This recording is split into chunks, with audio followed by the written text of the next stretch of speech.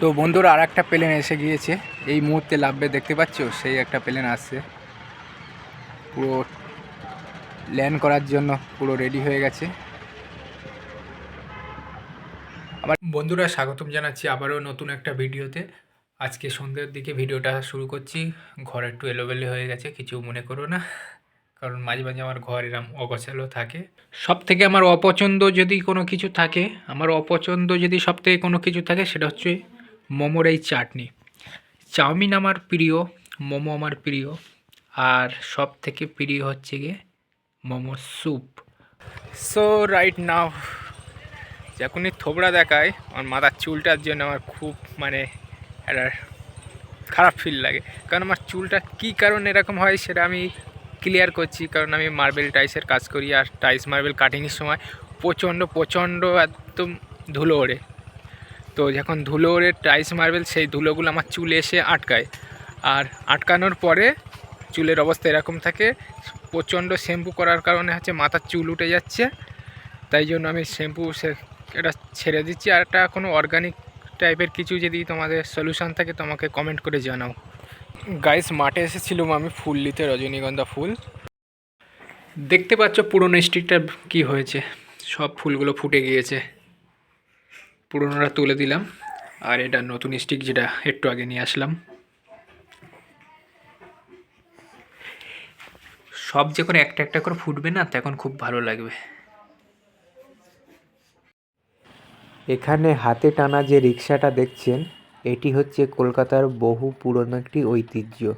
এটি জাপানের থেকে প্রথম নিয়ে এসেছিল একটা ইহুদি কলকাতাতে, সে নিজের পার্সোনাল ব্যবহারের জন্য। এইটা পুরনো কলকাতার মানুষের এখন রুজি রুটি হয়ে গেছে। দেখছেন কয়েকটি বাচ্চা খেলাচ্ছিল এখানে। বন্ধুরা, এই বিল্ডিংটা কলকাতার শুধু নয়, ভারতবর্ষের সবথেকে উঁচু বিল্ডিং। এই বিল্ডিংটার নাম হচ্ছে দ্য 42, আর এটা কলকাতার 50 কিলোমিটার দূর থেকেও দেখা যায়। এই বিল্ডিংটা এতটা উঁচু।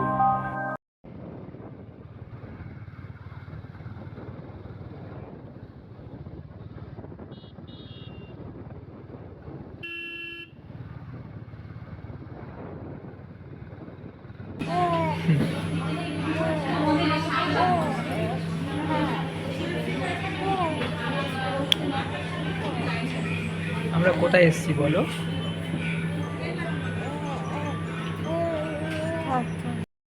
তো বন্ধুরা, সবাইকে একটা কথা বলার ছিল। ভিডিও যারা যারা দেখছো, কিন্তু লাইক আর কমেন্ট করে চলে যাচ্ছে, ভিডিও কোনো কিছু হচ্ছে না। ভিডিওটা দেখো, দেখে ভিডিও ফুল ওয়াশ করে দাও, তাহলে তো আমি যার ভিডিও দেখছি তার তো ফুল ওয়াশ করে দিচ্ছি, তারপর তার ভিডিও যে প্রকারের ভিডিও করছে সেই প্রকারটা দেখে সেরকমভাবে আমি একটা কমেন্ট করছি।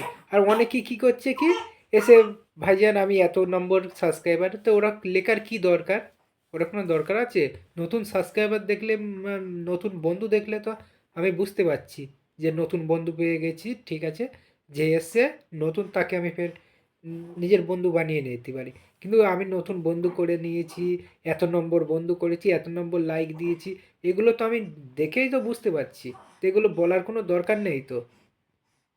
কি জানি সব কি বোঝে এখনকার সব ইউটিউবারগুলো।